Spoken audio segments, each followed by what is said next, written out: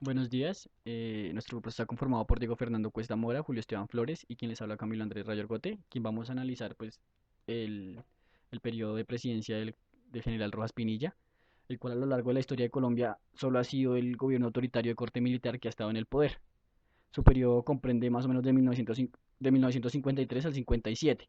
El trabajo va a girar en torno al contexto social, político y económico del periodo en el cual fue presidente, para analizar indicadores como la inflación, el déficit fiscal, el crecimiento del PIB, la deuda y la tasa de cambio, para comprender la influencia de las diversas políticas económicas y sociales implementadas en relación con el intento del mandatario de consolidar núcleos de apoyo social, en aras de verificar si efectivamente fue o no populista.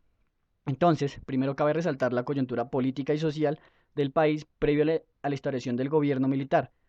El inicio de la década de los 50 entonces está marcada por una violencia bipartidista y tras la muerte de Gaitán en el 48 se evidenció la incapacidad de los partidos por solventar la situación crítica de violencia del país.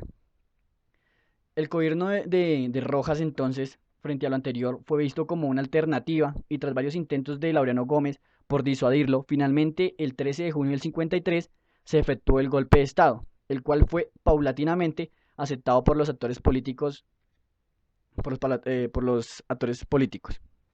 Es posible, entonces, analizar este periodo en dos etapas. La primera puede ser vista como un golpe militar en tutoría civil, que es del 53 al 54, y la segunda como un gobierno militar con unos rasgos populistas, tras la elección nuevamente de Rojas en el 54. Dicho lo anterior, fue bajo la Asamblea Nacional Constituyente, la ANAC, dirigida en su momento por Mariano Espina, que el 18 de junio se declaró vacante la presidencia y se designó a Rojas para el resto del periodo de presidencia en curso, legitimando el golpe de Estado. El primer periodo estuvo marcado por una coyuntura económica favorable donde los precios internacionales estaban por el cielo.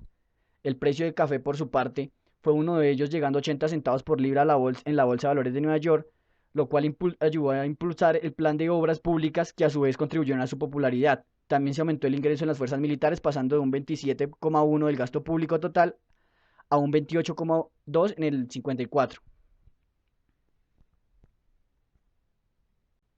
Pese a que se gozaba de una relativa unión política cimentada en el arbitraje militar, paulatinamente se empezó a dar un proceso de ruptura en el cual la ausencia de un líder civil abrió camino para que el ejército tuviera iniciativa en el terreno político. Por ende, las Fuerzas Armadas volcaron sus esfuerzos para fomentar un proyecto nacional suprapartidista sustentado en el apoyo social. Se recurrió entonces a la creación de bases de apoyo al gobierno, en el plano sindical, con la Central Nacional de Trabajadores, en el social, con el Secretariado de Acción Social y Protección de los Niños, y, finalmente, en el político, con el Movimiento de Acción Nacional. Cabe resaltar que algunas de estas bases tuvieron problemas relacionados con el clientelismo en el armazón burocrático. Es por ello que nuestro interés investigativo está centrado en averiguar si el gobierno de Rojas Pinilla puede catalogarse como populista o no, pero hay un problema, y es que ese concepto de populismo es muy amplio y se ha abordado desde muchas vertientes. Además, ha sido usado para referirse tanto a regímenes autoritarios dictatoriales como a gobiernos populares democráticos. En ese orden de ideas abordamos tres esferas. Desde la esfera política se destacan interpretaciones que pueden ser despectivas, como el liderazgo personalista con extralimitaciones de poder y capacidades retóricas vía manipulación.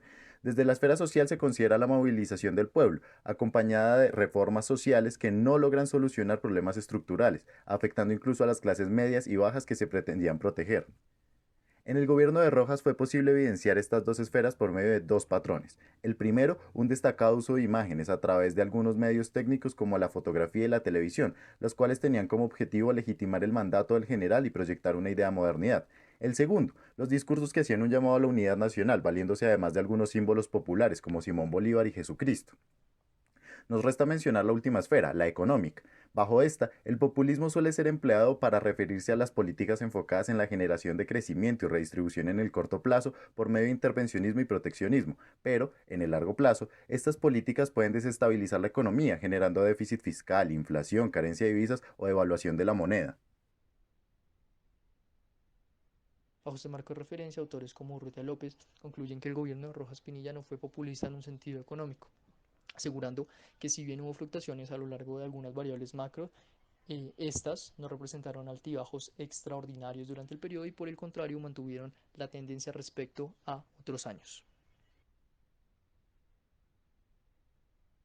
Por ende, debe analizarse el comportamiento de estas variables aparentemente estables a la luz del contexto interno y externo, destacando principalmente del precio internacional del café, que alcanzó su pico de precio en el año 1954, llegando a 80 centavos por libra. Puede apreciarse que las variables macro siguieron una tendencia muy similar a este precio. Así puede verse en las tendencias favorables de muchas de las variables mientras duró el auge del precio del café, y asimismo una caída sostenida después del año 1954, cuando este precio cayó nuevamente a las bolsas de Nueva York. En este caso, la balanza comercial fue superavitaria hasta ese entonces y después deficitaria. En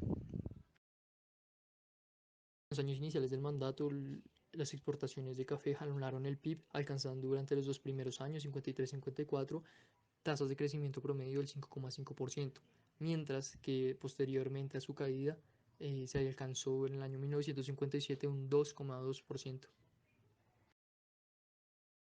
El freno a la entrada de divisas en magnitudes como las de años anteriores presionó la tasa de cambio nominal, pero el gobierno decidió mantenerla en 2,50 por dólar, lo que asimismo presionó de manera negativa a las reservas internacionales del banco, que como puede apreciarse cayeron significativamente durante el periodo en mención.